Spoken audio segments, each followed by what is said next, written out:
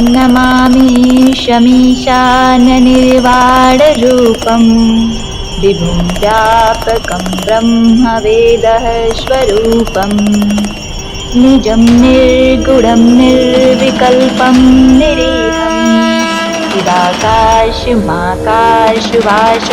भजेऽहम्। ओम नमः शिवाय। हर हर महादेव। प्रिय भक्तगणों, आज माघ मास कृष्ण पक्ष की त्रयोदशी तिथि और सोम प्रदोष का व्रत है। सोमवार के दिन त्रयोदशी पड़ने पर किया जाने वाला व्रत आरोग्य, सौभाग्य, समृद्धि और संतान प्रदान करता है और भक्तों की सभी इच्छाओं की पूर्ति होती है। जो भक्तगण आज के दिन इन कथाओं को सुनते या व्रत करते हैं तो उनके घर में सुख, शांति, खुशहाली बनी रहती है। भगवान शिव जी के साथ साथ माता पार्वती का भी आशीर्वाद प्राप्त होता है। तो आज मैं सुना रही हूँ सोम प्रदोष व्रत में सुनी जाने वाली भोलेनाथ तथा माता पार्वती की बड़ी ही दुर्लभ पौराणिक व्रत कथा, जिसे आप सभी भक्तगण बड़ी श्रद्धा तथा प्रसन्न चित्त मन से पूरा अवश्य सुनिए। प्रिय भक्तों, इस पावन अवसर पर हम आपको विश्व प्रसिद्ध काशी विश्वनाथ ज्योतिर्लिंग की संपूर्ण दर्शन करवाने वाले हैं। इसीलिए बिना छोड़े कथा को पूरा अंत तक अवश्य ही देखें और सुनें। शिव पुराण में कहा गया है कि जो भी भक्तगण काशी विश्वनाथ ज्योतिर्लिंग का दर्शन करते हैं उनके सभी पाप नष्ट हो जाते हैं। प्रदोष के समय महादेव कैलाश पर्वत पर रजत भवन में इस समय नृत्य करते हैं और देवता उनके गुणों का स्तवन करते हैं। तो प्रिय भक्तों, इससे पहले कि हम कथा को शुरू करें, आप हमारे चैनल प्रियंका धर्म गंगा को सब्सक्राइब करके वीडियो को लाइक कर दीजिए। साथ ही कमेंट में भोलेनाथ का जयकारा लगाते हुए ओम नमः शिवाय अवश्य लिखें। भगवान शिव शंकर भोलेनाथ आपकी मनोकामनाएं पूर्ण करें। अब सुनते हैं यह सुंदर कथा। विदर्भ देश में सत्यरथ नाम से प्रसिद्ध एक राजा थे जो धर्म में तत्पर, सत्य और शील थे। बड़े बड़े शिव भक्तों से प्रेम करने वाले थे। धर्म पूर्वक पृथ्वी का पालन करते हुए उनका बहुत सा समय सुखपूर्वक बीत गया था। तदवंतर किसी समय साल्व देश के राजाओं ने उस राजा की राजधानी पर आक्रमण करके उन्हें चारों ओर से घेर लिया तथा उन शत्रुओं से राजा का बड़ा भयंकर युद्ध हुआ।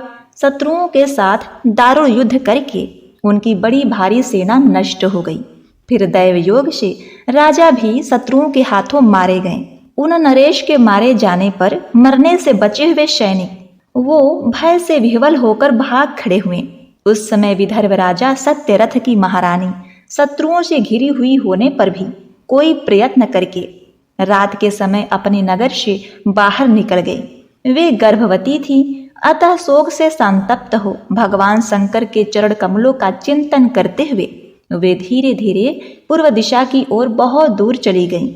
सवेरा होने पर रानी ने भगवान शंकर की दया से एक निर्मल सरोवर देखा। उस समय तक वे बहुत दूर का रास्ता तय कर चुकी थी। सरोवर के तट पर आकर वे सुकुमारी रानी एक छायादार वृक्ष के नीचे बैठ गई। भाग्यवश उसी निर्जन स्थान में वृक्ष के नीचे ही रानी ने उत्तम गुणों से युक्त शुभ मुहूर्त में एक दिव्य बालक को जन्म दिया जो सभी शुभ लक्षणों से संपन्न था। दैववश उस बालक की जननी महारानी को बड़े जोर की प्यास लगी। जब वे पानी पीने के लिए उस सरोवर में उतरी, उतने में ही एक बड़े भारी ग्राह ने अर्थात मगरमच्छ ने आकर रानी को अपना ग्रास बना लिया। मगरमच्छ के हाथों रानी मारी गई। अब बालक पैदा होते ही माता पिता से विहीन हो गया और भूख प्यास से पीड़ित हो उस तालाब के किनारे जोर जोर से रोने लगा। इतने में उस पर कृपा करके भगवान महेश्वर वहां आ गए और उस शिशु की रक्षा करने लगे। उन्हीं की प्रेरणा से एक ब्राह्मणी अकस्मात वहां आ गई। वह विधवा थी और घर घर भिक्षा मांगकर जीवन निर्वाह किया करती थी और अपने 1 वर्ष के बालक को गोद में लिए हुए उस तालाब के तट पर पहुंची। उसने एक अनाथ शिशु को वहां रोते हुए अर्थात क्रंदन करते हुए देखा। निर्जन वन में उस बालक को देखकर ब्राह्मणी को बड़ा ही विस्मय हुआ और मन ही मन विचार करने लगी, अहो यह मुझे इस समय बड़े आश्चर्य की बात दिखाई देती है। यह नवजात शिशु जिसकी नाल भी अभी तक नहीं कटी है, पृथ्वी पर पड़ा हुआ है, इसकी माँ भी नहीं है, पिता आदि दूसरे कोई सहायक भी यहाँ दिखाई नहीं देते। क्या कारण हो गया? ना जाने यह किसका पुत्र है। इसे जानने वाला यहाँ कोई भी नहीं है जिससे इसके जन्म के विषय में पूछ सके। इसे देखकर मेरे हृदय में करुणा उत्पन्न हो गई। मैं इस बालक का अपने पुत्र की भांति पालन पोषण करना चाहती हूँ, परंतु इसके कुल और जन्म आदि का ज्ञान न होने के कारण इसे छूने का साहस नहीं होता। ब्राह्मणी जब इस प्रकार विचार कर रही थी, उसी समय भक्तवत्सल भगवान शंकर ने बड़ी कृपा की। बड़ी बड़ी लीलाएं करने वाले महेश्वर एक सन्यासी का रूप धारण करके वहां आ पहुंचे, जहां वह ब्राह्मणी संदेह में पड़ी हुई थी, अर्थात बात को जानना चाहती थी। श्रेष्ठ भिक्षुक का रूप धारण करके आए हुए करुणानिधि शिवशंकर जी ने उससे हंसकर कहा, हे ब्राह्मणी, अपने चित्त में संदेह और खेद को स्थान ना दो।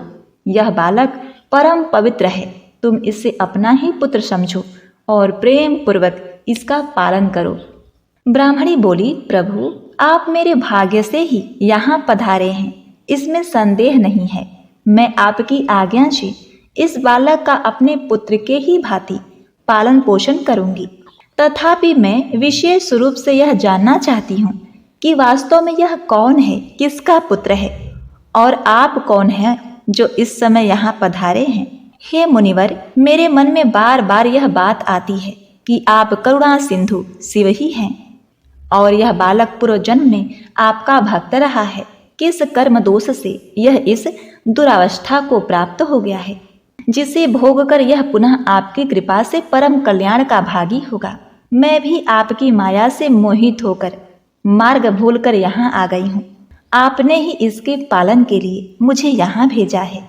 प्रिय भक्तों, भिक्षु रूपी शिवजी ने कहा, हे ब्राह्मणी सुनो, यह बालक शिव भक्त विदर्भ राज सत्यरथ का पुत्र है। सत्यरथ को शाल्व देश के क्षत्रियों ने युद्ध में मार डाला है। उसकी पत्नी अत्यंत ही व्यग्र हो रात में शीघ्रता पूर्वक अपने महल से बाहर भाग आई। उन्होंने यहाँ आकर इस बालक को जन्म दिया। सवेरा होने पर यह प्यास से पीड़ित हो सरोवर में उतरी। उसी समय दैववश एक ग्राह ने आकर उसे अपना आहार बना लिया। तब ब्राह्मणी ने पूछा, हे बिच्छुदेव, क्या कारण है कि इसके माता पिता सत्यरथ श्रेष्ठ भोगों के उपभोग के समय ही बीच में ही साल्वदेशीय शत्रुओं के द्वारा मार डाले गए? किस कारण से इस शिशु की माता को ग्राह ने खा लिया और यह शिशु जो जन्म से ही अनाथ और बंधुहीन हो गया, इसका क्या कारण है? मेरा अपना पुत्र भी अत्यंत दरिद्र एवं भिक्षुक क्यों हुआ, तथा मेरे इन दोनों पुत्रों को भविष्य में कैसे सुख प्राप्त होगा? तब भिक्षुक रूपी शिवजी ने कहा, इस राजकुमार के पिता विदर्भराज पूर्व काल में पांड्य देश के श्रेष्ठ राजा थे। वे सभी धर्मों के ज्ञाता थे और संपूर्ण पृथ्वी का धर्म पूर्वक पालन करते थे। एक दिन प्रदोष काल में राजा भगवान शंकर का पूजन कर रहे थे और बड़ी भक्ति से त्रिलोकीनाथ महादेव की आराधना में संलग्न थे। उसी समय नगर में सब ओर बड़ा भारी कोलाहल मचा। उस उत्कृष्ट शब्द को सुनकर राजा ने बीच में ही भगवान शंकर की पूजा छोड़ दी और नगर में क्षोभ फैलने की आशंका से राजभवन से बाहर निकल गए। उसी समय भगवान का महाबली मंत्री शत्रु को पकड़कर उनके सामने ले आया। वह शत्रु पांड्य राजा का ही सामंत था। उसे देखकर राजा ने क्रोधपूर्वक उसका मस्तक कटवा दिया। शिव पूजा छोड़कर नियम को समाप्त किए बिना ही राजा ने रात में भोजन भी कर लिया। इसी प्रकार राजकुमार भी प्रदोष काल में शिव जी की पूजा किए बिना ही भोजन करके सो गया।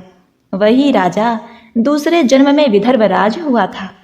शिव की पूजा में विघ्न होने के कारण शत्रुओं ने उसको सुख भोग के बीच में ही मार डाला। पूर्व जन्म में जो उसका पुत्र था वही इस जन्म में भी हुआ है। शिव जी की पूजा का उल्लंघन करने के कारण यह दरिद्रता को प्राप्त हुआ। इसकी माता ने पूर्व जन्म में छल से अपने सौत को मार डाला था। उस महापाप के कारण ही इस जन्म में ग्राह के द्वारा मारी गई। ब्राह्मणी, यह तुम्हारा पुत्र पूर्व जन्म में उत्तम ब्राह्मण था। इसने सारी आयु केवल दान लेने में ही बिताई, यज्ञ आदि सत्कर्म नहीं किए, इसीलिए यह दरिद्रता को प्राप्त हुआ। उस दोष के निवारण करने के लिए अब तुम भगवान शंकर की शरण में जाओ। यह दोनों बालक युगों पवित्र संस्कार के पश्चात भगवान शिव की आराधना करें। भगवान शिव इनका कल्याण करेंगे। प्रिय भक्तों, इस प्रकार ब्राह्मणी को उपदेश देकर भिक्षु भगवान शिव जो सन्यासी के भेष में थे, भक्तवत्सल शिव जी ने अपने उत्तम स्वरूप का दर्शन कराया। उन्हें साक्षात शिव जानकर ब्राह्मणी ने प्रणाम किया और प्रेम से गदगद वाणी द्वारा उनकी स्तुति की। तत्पश्चात भगवान शिवजी वहीं अंतर ध्यान हो गए। उनके चले जाने पर ब्राह्मणी उस बालक को लेकर अपने पुत्र के साथ घर को चली गई। उस उत्तम अन्न से अपने बेटे तथा राजकुमार का भी पालन पोषण करने लगी। यथासमय ब्राह्मणों ने उन दोनों का यज्ञोपवित संस्कार कर दिया। वे दोनों शिव की पूजा में तत्पर रहते हुए घर पर ही बड़े हुए। सांडल्य मुनि के उपदेश से नियम परायण हो वे दोनों शुभ व्रत करके प्रदोष काल में शंकर जी की पूजा करते थे। एक दिन ब्राह्मण कुमार राजकुमार को साथ लिए बिना ही नदी में स्नान करने के लिए गया। वहां उसे धन से भरा हुआ एक सुंदर कलश मिला। इस प्रकार भगवान शंकर की पूजा करते हुए उन दोनों कुमारों का उसी घर में 1 वर्ष बीत गया। तत्पश्चात एक दिन राजकुमार उस ब्राह्मण कुमार के साथ वन में गया। वहां अकस्मात एक गंधर्व कन्या आ गई। उसके पिता ने वह कन्या राजकुमार को दे दी। गंधर्व कन्या से विवाह करके राजकुमार बिना कष्ट के राज भोगने लगे। जिस ब्राह्मण पत्नी ने पहले अपने पुत्र की भांति उसका पालन पोषण किया था, वही उस समय राजमाता हुई और वह ब्राह्मण कुमार उसका भाई हुआ और वह राजकुमार राजा हुआ जिसका नाम धर्मगुप्त था। इस प्रकार देवेश्वर शिव की आराधना करके राजा धर्मगुप्त अपने उस रानी के साथ विदर्भ देश में सुखपूर्वक राज करने लगे, क्योंकि उस राजकुमार ने अपने पिता के शत्रुओं को पराजित करके अपना विदर्भ राज वापस ले लिया था। अतः जो कोई भगवान शिव के इस महात्म को बड़े प्रेम भाव से सुनता है, वह भगवान शिव के धाम में जाता है। और सबसे पहले प्रदोष व्रत किसने किया, यह दुर्लभ कथा इस प्रकार है। एक दिन चंद्रदेव यूं ही विचरण करने के लिए निकले थे। तब उनकी नजर राजा दक्ष की बड़ी पुत्री रोहिणी पर पड़ी। उनको देखते ही चंद्रमा का मन रोहिणी पर आसक्त हो गया। दूसरी ओर चंद्रमा के तेज व सुंदरता को देखकर वहां खड़ी राजा दक्ष की 27 कन्याओं का मन भी उन पर आ गया। जब चंद्रदेव को भी इस बात का ज्ञान हुआ कि रोहिणी व उसकी अन्य बहनें भी उससे प्रेम में आसक्त हो गई हैं, तो वो बिना देरी किए राजा दक्ष के पास गए और उनकी 27 कन्याओं से विवाह का प्रस्ताव उनके सामने रख दिया। राजा दक्ष यह देखकर आश्चर्यचकित रह गए, लेकिन जब उन्हें अपने पुत्रियों की इच्छा का पता चला तो दक्ष ने भी हामी भर दी। इसके बाद चंद्रदेव का राजा दक्ष की 27 पुत्रियों के साथ विवाह संस्कार करा दिया गया। इसके बाद सभी 27 पुत्रियां चंद्रदेव के साथ चंद्रलोक के लिए चली गईं। चंद्रदेव राजा दक्ष की 27 कन्याओं में से सबसे बड़ी पुत्री रोहिणी से ही सबसे अधिक प्रेम किया करते थे। इसी कारण वे अपना ज्यादातर समय उसी के साथ बिताया करते थे और हर कार्य में उसको ही महत्व दिया करते थे। चंद्रदेव द्वारा रोहिणी को दिए जा रहे विशेष स्नेह से उनकी बाकी पत्नियां अपने आप को उपेक्षित महसूस करने लगी। धीरे धीरे यह उपेक्षा बढ़ती ही जा रही थी। रोहिणी की बाकी सभी बहनों को उससे ईर्ष्या होने लगी। चंद्रमा के द्वारा उनके साथ किया जा रहा यह व्यवहार उन्हें सहन नहीं हुआ और वे सभी पुनः अपने पिता राजा दक्ष के पास चली गईं। राजा दक्ष अपनी सभी पुत्रियों के इस प्रकार अचानक आगमन से चौंक गए और इससे उनका कारण पूछा। तब सभी ने अपने पिता के सामने पूरी बात बेझिझक बता दी और इसका समाधान निकालने को कहा। अपनी पुत्रियों की व्यथा और चंद्रमा के दुर्व्यवहार को सुनकर दक्ष भी बड़े दुखी हुए। उन्होंने चंद्रमा से भेंट की और शांति पूर्वक कहा, हे कलानिधि, तुमने निर्मल व पवित्र कुल में जन्म लिया है, फिर भी तुम अपनी पुत्रियों के साथ भेदभावपूर्ण व्यवहार करते हो। तुम्हारे आश्रय में रहने वाली जितनी भी स्त्रियां हैं, उनके प्रति तुम्हारे मन में प्रेम कम और अधिक, ऐसा सौतेला व्यवहार क्यों है? तुम किसी को अधिक प्रेम करते हो और किसी को कम प्रेम करते हो, ऐसा क्यों करते हो? अब तक जो व्यवहार किया है वह ठीक नहीं है, फिर अब आगे ऐसा व्यवहार तुम्हें नहीं करना चाहिए। जो व्यक्ति आत्मजनों के साथ विषमतापूर्वक व्यवहार करते हैं, उसे नरक में जाना पड़ता है। इस प्रकार प्रजापति दक्ष ने अपने दामाद चंद्रमा को प्रेम पूर्वक समझाया और चंद्रमा में सुधार हो जाए, ऐसा सोचा। प्रजापति दक्ष वापस लौट आए। इतना समझाने पर भी चंद्रमा ने अपने ससुर प्रजापति दक्ष की बात नहीं मानी। रोहिणी के प्रति अतिशय आसक्ति के कारण उन्होंने अपने कर्तव्य की अवहेलना की तथा अपनी अन्य पत्नियों का भी ख्याल नहीं रखा। उन सभी से उदासीन रहे। दोबारा समाचार प्राप्त करके प्रजापति दक्ष बड़े दुखी हुए। वे पुनः चंद्रमा के पास आकर उन्हें उत्तम नीति के द्वारा समझाने लगे। दक्ष ने चंद्रमा से न्यायोचित बर्ताव करने की प्रार्थना की। बार बार आग्रह करने पर भी चंद्रमा ने अवहेलना पूर्वक जब दक्ष की बात नहीं मानी, तब उन्होंने चंद्रमा को श्राप दे दिया। दक्ष ने कहा कि मेरे आग्रह करने पर भी तुमने मेरी अवज्ञा की है। उसी क्रोध में उन्होंने चंद्रमा को श्राप दिया कि तुम्हें अपने जिस रंग, रूप और तेज पर इतना अभिमान है, वह अब नहीं रहेगा। राजा दक्ष के द्वारा चंद्रमा को क्षय रोग से पीड़ित रहने का श्राप मिला, जिस कारण चंद्रमा का तेज हमेशा के लिए चला गया। अब चंद्रदेव के पास ना तो सुंदरता बची थी और ना ही पहले जैसा तेज। दक्ष द्वारा शाप देने के साथ ही क्षण भर में चंद्रमा क्षय रोग से ग्रसित हो गए। उनके क्षीण होते ही सर्वत्र हाहाकार मच गया। सभी देवतागण तथा ऋषिगण भी चिंतित हो गए। परेशान चंद्रमा ने अपनी अवस्था तथा उनके कारणों की सूचना इंद्र आदि देवताओं तथा ऋषियों को दी।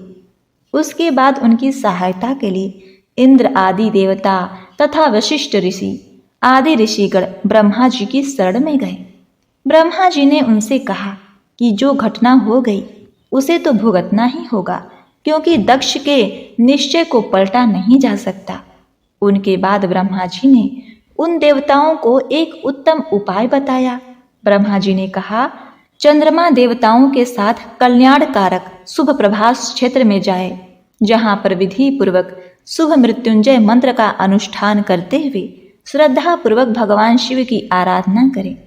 अपने सामने शिवलिंग की स्थापना करके प्रतिदिन कठिन तपस्या करें। इनकी आराधना और तपस्या से जब भगवान भोलेनाथ प्रसन्न हो जाएंगे तो इन्हें क्षय रोग से मुक्त कर देंगे। पितामह ब्रह्मा की आज्ञा को स्वीकार करके देवताओं और ऋषियों के संरक्षण में चंद्रमा देव मंडल सहित प्रभास क्षेत्र में पहुंच गए। वहां पर चंद्रदेव ने मृत्युंजय भगवान शिव शंकर की अर्चना, वंदना और अनुष्ठान प्रारंभ कर दिया। वे मृत्युंजय मंत्र का जप तथा भगवान शिव की उपासना में तल्लीन हो गए। ब्रह्मा की ही आज्ञा के अनुसार चंद्रमा ने 6 महीने तक निरंतर तपस्या की और विषभ ध्वज का पूजन किया। 10 करोड़ महामृत्युंजय मंत्र का जप तथा ध्यान करते हुए चंद्रमा स्थिर चित्त से वहां निरंतर खड़े रहे। उनकी तपस्या से भक्तवत्सल भगवान शंकर प्रसन्न हो गए। उन्होंने चंद्रमा से कहा, चंद्रदेव, तुम्हारा कल्याण हो। तुम जिसके लिए यह कठोर तप कर रहे हो, उस अपनी अभिलाषा को बताओ। मैं तुम्हारी इच्छा के अनुसार तुम्हें उत्तम वर प्रदान करूंगा। चंद्रमा ने प्रार्थना करते हुए विनय पूर्वक कहा, हे देवेश्वर, आप मेरे सब अपराधों को क्षमा करें और मेरे शरीर के इस क्षय रोग को दूर कर दें। इस श्राप को पूरी तरह से समाप्त करना भगवान शिव के लिए संभव न था, अतः मध्य का मार्ग निकाला गया। उन्होंने कहा, चंद्रदेव, तुम्हारी कला प्रतिदिन एक पक्ष में क्षीण होती रहेगी। तुम्हारी दूसरी पक्ष में प्रतिदिन वह निरंतर बढ़ती रहेगी। इस प्रकार तुम स्वस्थ और लोक सम्मान के योग्य हो जाओगे। भगवान शिव का कृपा रूपी प्रसाद प्राप्त करके चंद्रदेव बहुत ही प्रसन्न हुए। चंद्रमा ने प्रदोष काल में भगवान शिव का कठोर तप किया। उनकी भक्ति से प्रसन्न होकर भगवान शिव ने उन्हें श्राप से मुक्त कर दिया और अपने मस्तक पर धारण कर लिया। इसके बाद चंद्रमा की कलाएं फिर से बढ़ने लगी और पूर्णिमा पर वह पूर्ण चंद्र के रूप में दिखाई देने लगे। तो प्रेम से बोलिए शिव शंकर भगवान की जय। ओम नमः शिवाय। प्रिय भक्तगणों, अब आप रसपान करेंगे भगवान शिव जी की आरती। ओम जय शिव ओंकारा, स्वामी जय शिव ओंकारा, ब्रह्मा विष्णु सदा शिव अर्धांगी धारा। ओम जय शिव ओंकारा, स्वामी जय शिव ओंकारा, एकानन चतुरानन पंचानन राजे, हंसानन गरुड़ासन वृषवाहन साजे।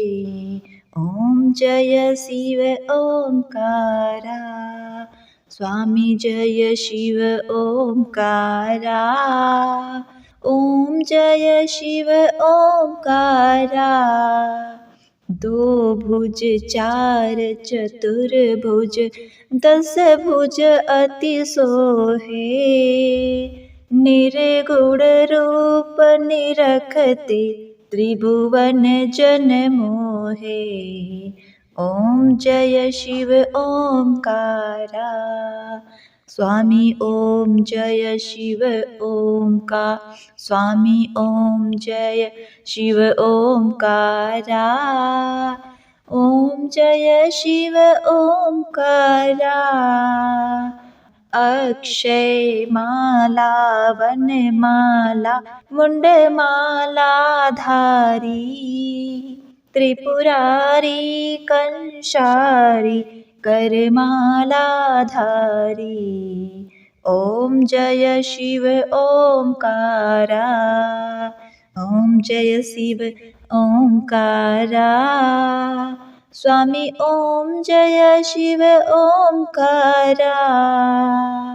श्वेतांबर पीतांबर बाघंबर अंगे, सनकादिक गरुडादिक भूतादिक संगे। ओम जय शिव ओंकारा, ओम जय शिव ओंकारा, स्वामी जय शिव ओंकारा। करके मध्यक मंडलु चक्र त्रिशूलधारी, सुखकारी दुखहारी जगपालनकारी। ओम जय शिव ओंकारा, ओम जय शिव ओंकारा, स्वामी जय शिव ओंकारा। ब्रह्मा विष्णु सदा शिव जानत अविवेका, मधुकटभ दो मारे सुर भय ही न करे। ओम जय शिव ओंकारा, ओम जय शिव ओंकारा, स्वामी जय शिव ओंकारा। लक्ष्मी व सावित्री पार्वती शंगा, पार्वती अर्धांगी शिवलहरी गंगा। ओम जय शिव ओंकारा, ओम जय शिव ओंकारा, स्वामी जय शिव ओंकारा। पर्वत सोहे पार्वती शंकर कैलाशा।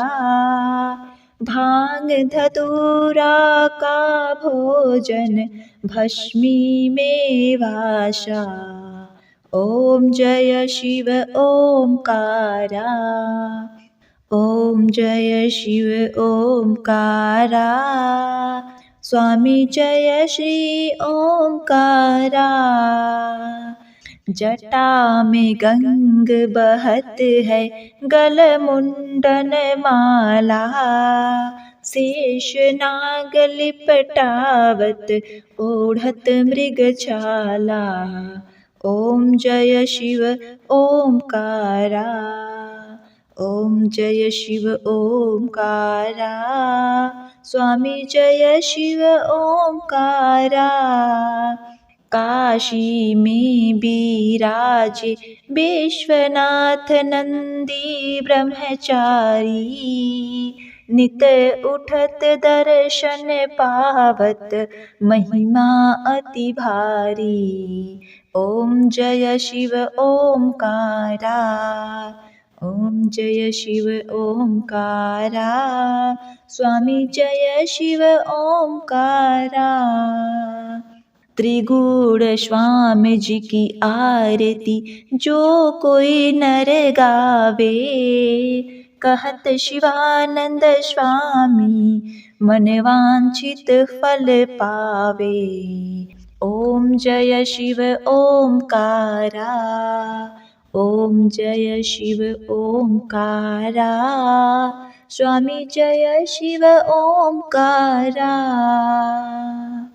ओम नमः शिवाय। नमः पार्वती पते हर हर महादेव।